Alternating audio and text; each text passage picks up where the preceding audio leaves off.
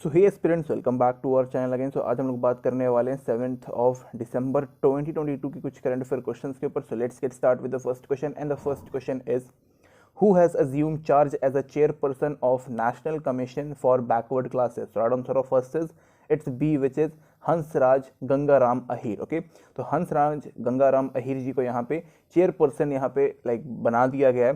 किसका?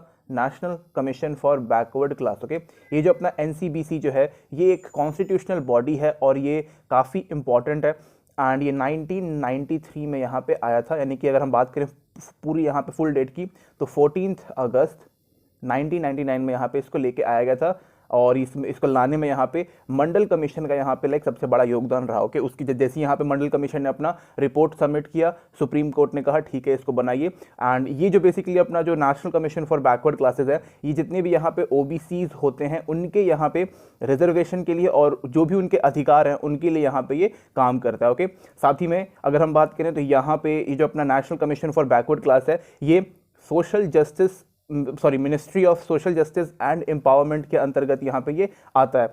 अब हम थोड़ा सा बात कर लेंगे हंसराज गंगाराम अहीर जी के बारे में। ओके, तो ये एक हमारे फॉर्मर यूनियन मिनिस्टर रह चुके हैं एंड इन्होंने यहाँ पे होम मिनिस्ट्री में काम किया हुआ है और साथ ही में जो अपना केमिकल फर्टिलाइजर वाला जो मिनिस्ट्री है उसके अंदर में भी यहाँ पे इन्होंने काफ़ी बड़ा पोजिशन होल्ड किया। ओके, देखो एक अपना होता है यूनियन मिनिस्टर और इसी के नीचे एकदम जस्ट नीचे कह लो कि असिस्टेंट की तरह यहाँ पे एक होता है union minister for state. Okay, तो यहाँ पे ये यूनियन मिनिस्टर ऑफ स्टेट रह चुके हैं किस चीज़ के? होम अफेयर के और केमिकल फर्टिलाइजर के। बिल्कुल मतलब एक होम मिनिस्टर जो अपने यूनियन मिनिस्टर होते हैं जितने भी होते हैं उन सब के नीचे एक छोटा सा मिनिस्टर काम कर रहा होता है, बिल्कुल नीचे काम करता है। उसी को हम लोग बोलते हैं union minister for state. Okay, ये कोई स्टेट ये पर्टिकुलर राज्य के लिए नहीं, ये उसी को बोला जाता है। ओके, स्टेट मतलब सीधा छोटा उससे। Next question is International Day for Banks celebrate on, so right answer of second is it's C which is 4th of December. Okay, तो 4th of December को हम लोग यहाँ पे International Day of Banks यहाँ पे हम लोग इसको सेलिब्रेट करते हैं और 2020 से ही इसको हम लोग यहाँ पे करते आ रहे हैं। रीजन इज दैट कि यहाँ पे सबको पता है कि अगर किसी एक कंट्री या फिर किसी एक पर्टिकुलर रीजन को अगर हमें डेवलप करना है और उसको इकोनॉमिकली सस्टेनेबल बनाना है तो वहाँ पे बैंक्स होना काफ़ी इंपॉर्टेंट है। बैंक होने के कई सारे यहाँ पे इंपॉर्टेंस होते हैं, जैसे कि यहाँ पे आप अपने पैसों को सेव कर सकते हो और ट्रांजेक्शन में हेल्प मिलता है। हर चीज़ में बैंक, जहाँ पर भी बैंक रहेगा वहाँ पर इंडस्ट्रियल रेवोल्यूशन मतलब अच्छे तरीके से होगा, डेवलपमेंट होगा, लोगों के पास पैसा रहेगा। हर चीज़ यहाँ पे जो मॉनेटरी पॉलिसी है हर चीज़ यहाँ पे बहुत अच्छे तरीके से काम करेगा। ओके, इसके अलावा आपको लोन मिल जाएगा तो आप अपना खुद का भी सेल्फ डेवलपमेंट भी कर पाएंगे। हर चीज़ यहाँ पे ईजिली हो जाता है। ओके, साथ ही में अगर हम बात करें तो यहाँ पे इंटरनेशनल बैंक्स जो हैं वो भी यहाँ पे काफ़ी एक इंपॉर्टेंट रोल प्ले करते हैं और किसी भी ऑर्गेनाइजेशन को यहाँ पे लोन प्रोवाइड करने में या फिर कोई भी अगर जैसे यहाँ पे अपना एशियन डेवलपमेंट बैंक है तो वो भी यहाँ पे कंट्रीज़ को लोन प्रोवाइड करता है सो दैट कि वो अपने आप को डेवलप कर सके। तो ये काफ़ी यहाँ पे इंपॉर्टेंट रहता है एंड जितनी भी यहाँ पे कंट्रीज़ हैं या फिर पर्टिकुलर जो अगर कोई रीजन है उसको अगर फाइनेंशियल स्टेबिलिटी चाहिए तो वो बैंक ही यहाँ पे प्रोवाइड करता है। साथ ही में अगर हम बैंक्स की बात करें तो वो पर्टिकुलर स्टेट या फिर रीजन में, याद रखिएगा यहाँ पे अगर बैंक में बोल रहा हूँ तो यहाँ पे किसी भी स्टेट या फिर किसी भी पर्टिकुलर रीजन के बारे में बता रहा हूँ, वहाँ पर का ये स्टैंडर्ड ऑफ लिविंग जो होता है उसको ये इंक्रीज करता है। तो ये भी काफ़ी अच्छी बात है एंड बैंकिंग सेक्टर बहुत इंपॉर्टेंट है या फिर पूरा जो बैंकिंग सिस्टम है, अगर किसी भी कंट्री का बैंकिंग सिस्टम कोलैप्स कर जाता है मतलब समझो कि कंट्री खत्म ऑलमोस्ट हो चुकी है। ओके, तो ऐसा नहीं होना है, बैंक्स को यहाँ पे हमेशा एम्पावर करके रखना है, स्ट्रांग बना के रखना है। Okay, next question is Parakram Divas will be celebrated in which of the following state on December 5th? So right answer of third is it's D which is Rajasthan. Okay, तो राजस्थान की हम लोग बात करें तो यहाँ पे अपना जैसलमेर मिलिट्री स्टेशन है, यहाँ पे हम लोग पराक्रम दिवस जो है हम लोग यहाँ पे सेलिब्रेट करते हैं। साथ ही में यहाँ पे एक लोंगे वाला वॉर मेमोरियल है। ओके, यहाँ पर भी इसको हम लोग मेनली यहाँ पे सेलिब्रेट किया जाता है। ओके, 1971 में इंडिया पाकिस्तान का यहाँ पे वॉर हुआ था। ओके, 1971 में यहाँ पे इंडिया और पाकिस्तान का यहाँ पे वॉर हुआ था और इसका रिजल्ट रहा बांग्लादेश, यानी कि बांग्लादेश जो कंट्री है वो हमने पाकिस्तान को तोड़ ताड़ के वापस वहाँ पे बनाया। ओके, तो क्या पाकिस्तान ने उस टाइम पे क्या किया था कि लोंगे वाला एक जगह एक पोस्ट थी हमारी राजस्थान में जैसलमेर के पास, वहाँ पे उसने अटैक कर दिया था। अराउंड उसके पास पूरा टैंक वगैरह लेके आया था, 6 से 7 हज़ार आर्मी लेके आई थी और हमारे सिर्फ वहाँ पे 120 सोल्जर्स थे और मेजर चांदपुरी जो थे वहाँ पे वो हेड कर रहे थे, फिर भी हमने उनको हरा दिया and result is in front of you. के तो वो लोग 4 दिसंबर से लेकर 7 दिसंबर तक के बीच में यहाँ पे काफ़ी प्रॉब्लम वहाँ पे बॉम्बार्टमेंट ये सब होते रहा था। तो उसी को हम लोग मेनली यहाँ पे सेलिब्रेट करते हैं कि भाई हम लोग जो युद्ध है वो जीत गए और बांग्लादेशियों को एक नई जिंदगी हमने प्रोवाइड की थी, जो कि अगेन काफ़ी अच्छी बात है। और हमें भी एक नया पड़ोसी मिला, काफ़ी अच्छा मिला। अदरवाइज अगर देखा जाए तो अभी यहाँ पे ईस्ट पाकिस्तान होता, वेस्ट पाकिस्तान होता और ऊपर में चाइना होता, हमें 3 फ्रंट पे लड़ना होता, जो कि काफ़ी बड़ी बात होती है हमारे लिए। लेकिन अभी सिर्फ एक फ्रंट है जो कि चाइना है। ओके, इसके लिए अगर हम बात करें तो यहाँ पे ये 51st एनिवर्सरी हम लोग यहाँ पे सेलिब्रेट कर रहे हैं। किस चीज़ का? 1971 वॉर के सेलिब्रेशन का। तो अगेन काफ़ी अच्छी बात है, कोई दिक्कत इसमें नहीं है। ओके, और 50th एनिवर्सरी सेलिब्रेट कर रहा है बांग्लादेश अपने इंडिपेंडेंस का। Next question is what is position of India in international aviation ranking? So answer of fourth is it's A which is 48th position. काफ़ी अच्छी यहाँ पे पोजीशन आई है। अगर हम 4 साल पहले की बात करें, यानी कि अराउंड 2018 की यहाँ पे बात करें, तो हमारी पोजीशन 102 थी, 102nd। यहाँ पर से ऑलमोस्ट 50% से भी कम यहाँ पे लाइक अराउंड 50 to 52% जो है, 54 रख लेते हैं, हाँ 54% पोजीशन जो है हम लोग यहाँ पे इंप्रूव किए, जो कि अगेन काफ़ी बड़ा बात है। ओके, चाइना का यहाँ पे 49 आया है, तो अगेन हम लोग इस चीज़ में यहाँ पे चाइना से आ गए।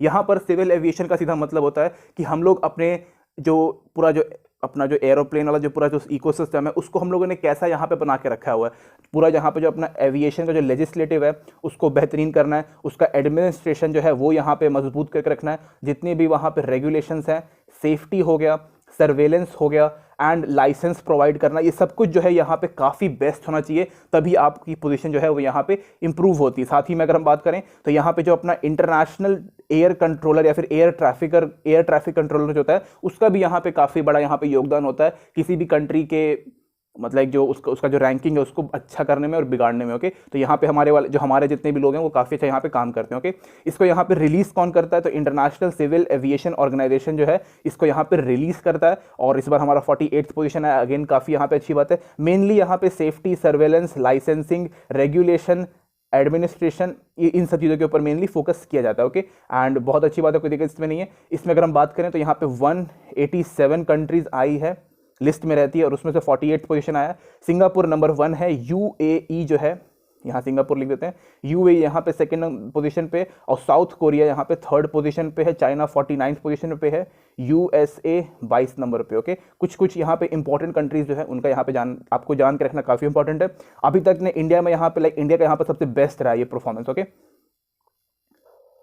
Next question is IDFC mutual fund to be rename as, answer of fifth is it's A which is Bandhan mutual fund. Okay, तो बेसिकली अगर हम बात करें तो IDFC जो है उन्होंने अपना जो म्यूचुअल फंड का जो पूरा ऑफिस है वो बेच दिया और उसको किसी और के नाम पे ट्रांसफर कर, बेचना इन द सेंस कि जो उनका पूरा जो ये एसेट है उसको यहाँ पे ट्रांसफर करके किसी दूसरी कंपनी को यहाँ पे हैंडओवर कर दिया। किसको हैंडओवर किया है? बंधन फाइनेंस होल्डिंग लिमिटेड को यहाँ पे किया है, इसलिए इसका जो नाम है वो यहाँ पे चेंज कर दिया गया। ओके, तो नाम चेंज करने का मेनली यही था। साथ ही में कह सकते हो कि इन्होंने जो अपना ओनरशिप है वो यहाँ पे ट्रांसफर कर दिया। ओके, कई सारे रीजंस हो सकते हैं, मे बी जो यहाँ पे फाइनेंशियल प्रॉब्लम हो सकता है, बहुत सारे रीजंस होते हैं। तो वैसे देखा जाए तो यहाँ पे जो IDFC जो है वो काफ़ी यहाँ पे बेस्ट और काफ़ी हाई क्वालिटी का जो प्रीमियम प्लान्स होते हैं वो यहाँ पे ऑफर करता है। होप सो कि यहाँ पे जो बंधन म्यूचुअल फंड है वो भी इसको बनाए रखेगा, और उन्होंने बोला भी था कि भाई जो यहाँ पे जो भी प्लान्स हैं उसी तरीके से हम लोग काम करेंगे, उसको और यहाँ पे क्वालिटी जो है उसका इंप्रूव किया जाएगा। ओके, और जितने भी यहाँ पे स्कीम्स आएंगे उसमें और अच्छे स्कीम्स को यहाँ पे लेके आया जाएगा, जो कि अगेन काफ़ी अच्छी बात है। तो याद रखिएगा, इसको किसने खरीदा है? बंधन फाइनेंस होल्डिंग लिमिटेड। ओके, इसके साथ यहाँ पे एक GIC नाम की कंपनी है उसने भी खरीदा है, और एक है क्रिस कैपिटल, इन तीनों ने खरीदा है। समझो कि यहाँ पे ये 60%, ये 20%। ओके, इस तरीके से करके खरीद लिया। Next question is who clinched the ISSF president cup held in Cairo, Egypt from 28th of November to 4th of December. So right answer of 6th is it's B, which is it's B, हाँ it's B, which is रुद्रांकश Patil. तो रुद्रांकश पाटिल जो है इन्होंने यहाँ पे काफ़ी बड़ा यहाँ पे लाइक प्रेसिडेंट कप जो है इन्होंने यहाँ पे जीता है, जो कि काफ़ी अच्छी बात है। इंडिया से बिलोंग करते हैं एंड ये 18 ईयर्स ओल्ड हैं।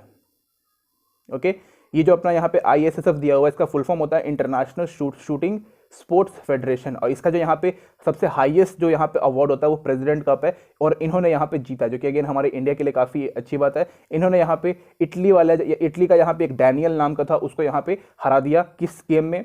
100 मीटर राइफल की जो शूटिंग होती है उसमें यहाँ पे हरा दिया 16-8 से, हाँ 16-8 से यहाँ पे हराया। हमारे लिए काफ़ी इंपॉर्टेंट है ये। और साथ ही में यहाँ पे ये भी बोल दिया गया कि भाई ये जो है वो पेरिस ओलंपिक यानी कि जो यहाँ पे 2024 में यहाँ पे होने वाला है उसमें ये पार्टिसिपेट करने के लिए लाइक एलिजिबल हो चुके हैं, जो कि अगेन काफ़ी अच्छी बात है। साथ ही में यहाँ पे कुछ वुमेन्स पार्टिसिपेशंस भी हैं जो सिल्वर मेडल लेके आए हैं, जो कि अगेन काफ़ी अच्छी बात है हमारे लिए। Okay, next question is who won the best director award eight New York film critics circle on 2 December? So right answer of 7th is it's B, which is S.S. Rajamouli. Okay, सबको पता है कि यार ये बहुत ही बेहतरीन यहाँ पे मूवीज़ को यहाँ पे डायरेक्ट करते हैं, काफ़ी अच्छी अच्छी यहाँ पे मूवीज़ बनाते हैं। तो मेन क्वेश्चन ये है कि किस मूवी के लिए मिला है। हाल ही में यहाँ पे इनका रिलीज़ हुआ था RRR। ओके, काफ़ी बेहतरीन मूवी है, बहुत अच्छा है। वहाँ पे ग्राफिक्स वगैरह VFX हर चीज़ बहुत ही बेहतरीन तरीके से वहाँ पे लाइक लगाया गया। और यहाँ पे इनको अभी बेस्ट डायरेक्टर का यहाँ पे इनको अवार्ड भी मिला है। ओके, साथ ही में बहुत अच्छा रहा, कोई दिक्कत नहीं रहा इसमें। जो अपना ये जो अपना RRR मूवी है ये कई बार यहाँ पे नॉमिनेट भी हुआ, जैसे कि यहाँ पे बेस्ट पिक्चर में नॉमिनेट हुआ, बेस्ट डायरेक्टर में यहाँ पे नॉमिनेट हुआ, best actor, best supporting actor, supporting female actress, ये सब में यहाँ पे नॉमिनेशन हुआ। नॉमिनेशन मतलब कि जब भी यहाँ पे कोई टॉप 5 रहता है ना उसमें इनका नाम हमेशा रहा ही था। ओके, और इसमें बेस्ट डायरेक्टर में अवार्ड इनको मिल गया,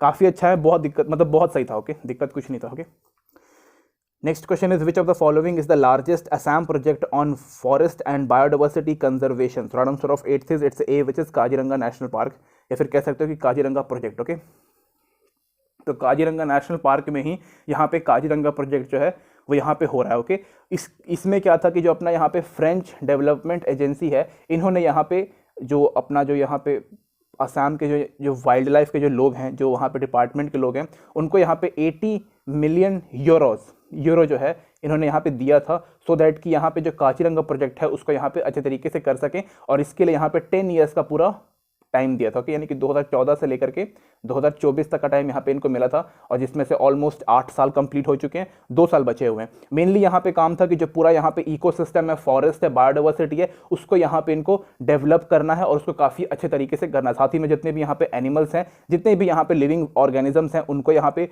प्रोटेक्ट करके रखना है और प्रिजर्व करके रखना है। स्पेशली जो यहाँ पे राइनोसोरस होता है उसको तो भाई काफ़ी अच्छे, तो बहुत ही शांत जानवर होता है और काफ़ी अच्छा होता है। लोग उसकी जो सींग होती है जो यहाँ पे उसके नाक के पास लगी रहती है, उसको काटने के लिए वो लेके मार देते हैं उसको, और निकाल के काट के लेके चले जाते हैं और चोर बाजार में बेच देते हैं। ओके, तो ऐसा नहीं होना चाहिए।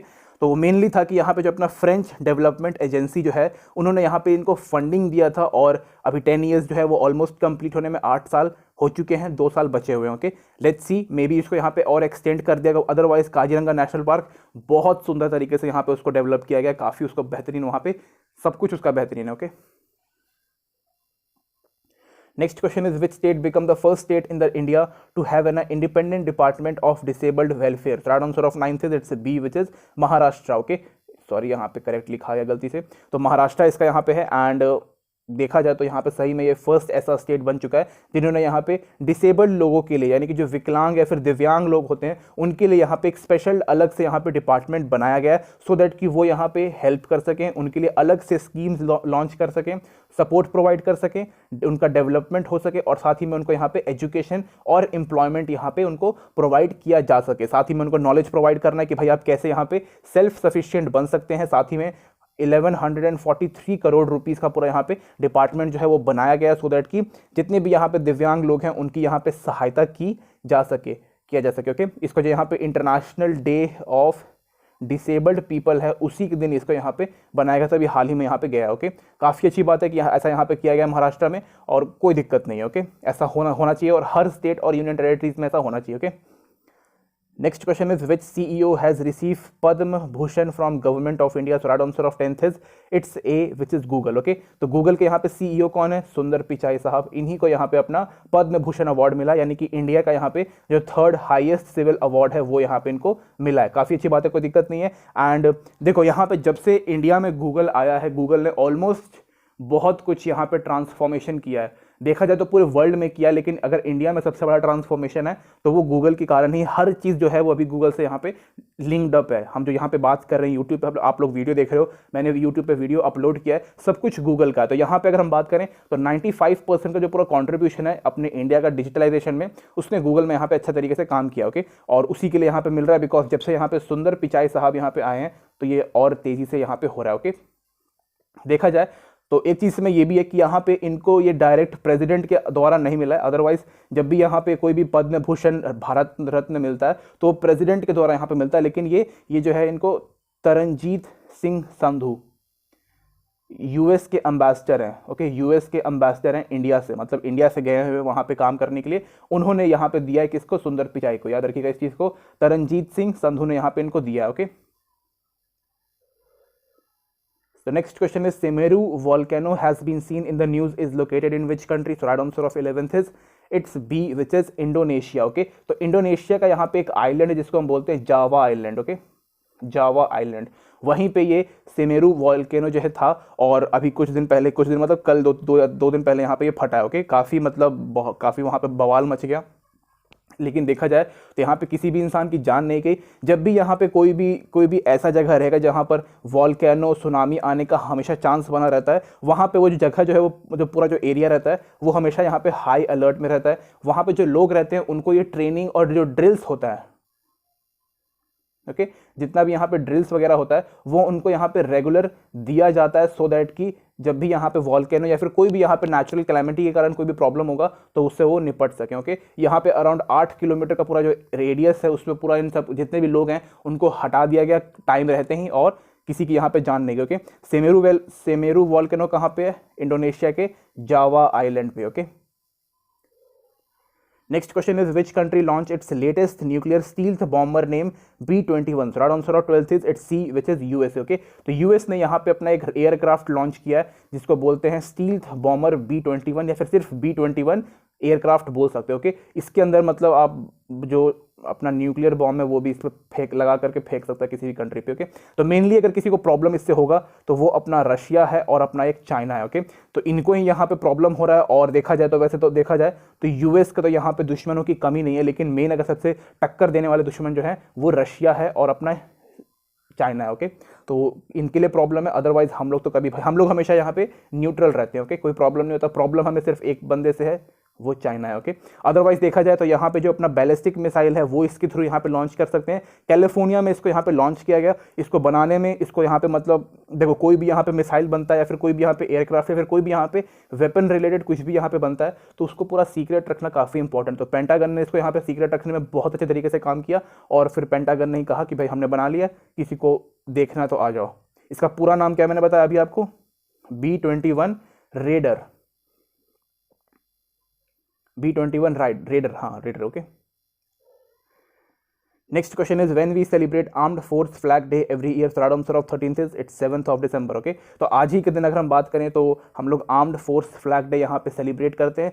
रीज़न इज दैट कि जितने भी यहाँ पे शहीद हुए हमारे जवान हैं उनकी जितनी भी शहादत उन्होंने दी है बॉर्डर को सिक्योर करने में, इंडिया को सिक्योर करने में, वो उसी को हम लोग यहाँ पे याद करते हैं। चाहे वो 65 का वॉर हो, 65 सॉरी यहाँ पे कुछ और हो गया, कट जा, 65 का वॉर हो, 71 का वॉर हो, कारगिल का वॉर हो, उरी में जो लोग शहीद हो गए, अपने जो यहाँ पे ताज अटैक में जो शहीद हुए थे, पुलवामा में जो हमारे सोल्जर शहीद हुए हैं, या फिर जो हमेशा जो यहाँ पे जो बॉर्डर पे जो प्रॉब्लम होती रहती है उसके कारण जो शहीद हुए हैं, उनको याद करने के लिए, उनको ऑनर करने के लिए और एक बहुत बड़ा थैंक यू बोलने के लिए हम लोग आर्म्ड फोर्स फ्लैग डे यहाँ पे सेलिब्रेट करते हैं, सो दैट कि जितने भी हमारे जवान हैं उनको हम लोग यहाँ पे श्रद्धांजलि दे सकें और दिल से यहाँ पे थैंक यू बोल सके कि भाई जो भी आपने किया हमारे देश के लिए किया, एंड हम आपको कुछ देने, मतलब हम तो भाई कुछ कर नहीं सकते, लेकिन आपने जो किया है वो मतलब बहुत बड़ा योगदान है, मतलब बहुत ही बड़ा, okay.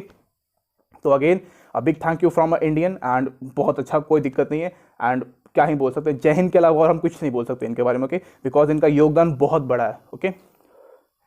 Next question is when we celebrate international civil aviation day every year? So right answer of 14th is it's D, which is 7th of December, okay. तो 7th ऑफ दिसंबर को हम लोग यहाँ पे इंटरनेशनल सिविल एविएशन डे भी हम लोग यहाँ पे सेलिब्रेट करते हैं। रीज़न इज दैट कि यहाँ पे जो अपना सोशल और इकोनॉमिक डेवलपमेंट है वो यहाँ पे एरोप्लेन के मदद से ही हो सकता है। और अगर हम बात करें यहाँ पे तो दो कंट्रीज़ के बीच में कनेक्टिविटी बनाने के लिए सिविल एविएशन या फिर कह सकते हो कि एरोप्लेन का होना काफ़ी इंपॉर्टेंट है। सिविल एविएशन काफ़ी इंपॉर्टेंट है, एंड बस इतना समझो कि यहाँ पे मेनली बात होता है कि भाई हम इस चीज़ को सेफ्टी, सिक्योरिटी, डिजिटलाइजेशन, इसके अलावा जितने भी यहाँ पे अभी देख सकते हो कि जितने भी एयरपोर्ट्स हैं उनको यहाँ पे अपग्रेड किया जा रहा है, उसको यहाँ पे कॉस्ट इफेक्टिव बनाया जा रहा है, साथ ही में उसको डिजिटलाइजेशन बनाया जा रहा है और साथ ही में उसको रिन्यूएबल एनर्जी से यहाँ पे इसको लैस कर रहे हैं, मतलब कि पूरा उसको बेहतरीन यहाँ पे बनाने की बात की जा रही है। ओके, तो काफ़ी अच्छी बात है। इंटरनेशनल सिविल एविएशन जो है वो यहाँ पे होना काफ़ी इंपॉर्टेंट है।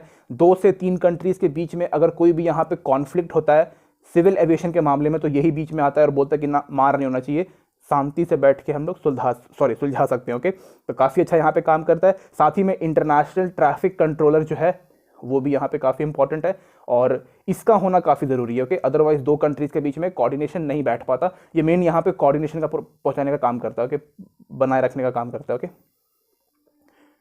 next question is, which is the only authorized institution for sale and encashment of electoral bond in India? So right answer of 15th is it's A, which is State Bank of India. Okay, तो अब हम बात करेंगे यहाँ पे electoral bonds की। Okay, तो electoral bonds एक ऐसे बॉन्ड होते हैं जिनको आप स्टेट बैंक ऑफ इंडिया से यहाँ पे खरीद सकते हो। आप चाहो तो यहाँ पे आप 1000 का यानी कि 1000 का यहाँ पे खरीद सकते हो, 10,000 का खरीद सकते हो, 10,000 लिख देते हैं, 1 लाख का यहाँ पे खरीद सकते हो, 1 लाख, 10 लाख और 1 करोड़।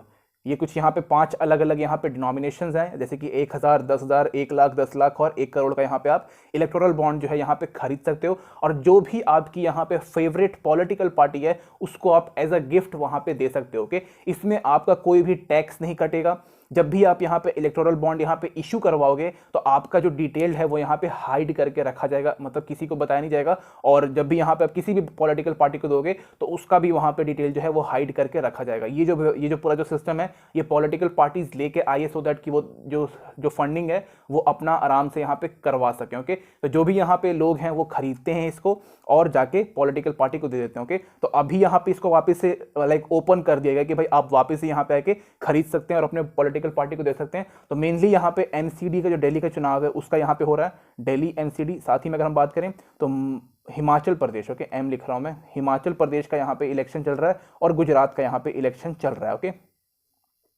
तो जब यहाँ पे इलेक्शन चल रहा है तो भाई डेफिनेटली इलेक्टोरल बॉन्ड्स की यहाँ पे काफ़ी ज़रूरत होगी। तो बेसिकली अगर हम बात करें तो यहाँ पे फंडिंग प्रोवाइड करने के लिए अपने फेवरेट पॉलिटिकल पार्टी को आप इलेक्टोरल बॉन्ड खरीदिए, उनको दीजिए, और जब पॉलिटिकल पार्टी जब इसको रिसीव कर लेंगे तो इनको यहाँ पे पैसे में कन्वर्ट करने के लिए भी यहाँ पे स्टेट बैंक ऑफ इंडिया में ही आना पड़ेगा। यहाँ पे दिया हुआ दोनों चीज़, सेल एंड इनकैशमेंट, आप खरीदोगे तो आपको स्टेट बैंक चाहिए और अगर आपको उसको पैसे में कन्वर्ट करना है तो भी आपको स्टेट बैंक ऑफ इंडिया ही चाहिए। ओके, बहुत सिंपल है, कोई दिक्कत नहीं है। एंड इसका यहाँ पे ये 24th एडिशन यहाँ पे इसको लॉन्च किया गया, सो दैट कि अगेन आप इसको लेके आ सकते हो। बेसिकली अगर हम बात करें तो 24th ट्रेंच, इसको ट्रेंच बोलते हैं, 24th trench of electoral bond यहाँ पे इशू कर दिया गया कि आप लोग आके खरीद सकते हो, कोई दिक्कत नहीं है। Okay, this is it guys, thank you and thank you for watching this video. PDF Telegram पे, थैंक यू गाइस।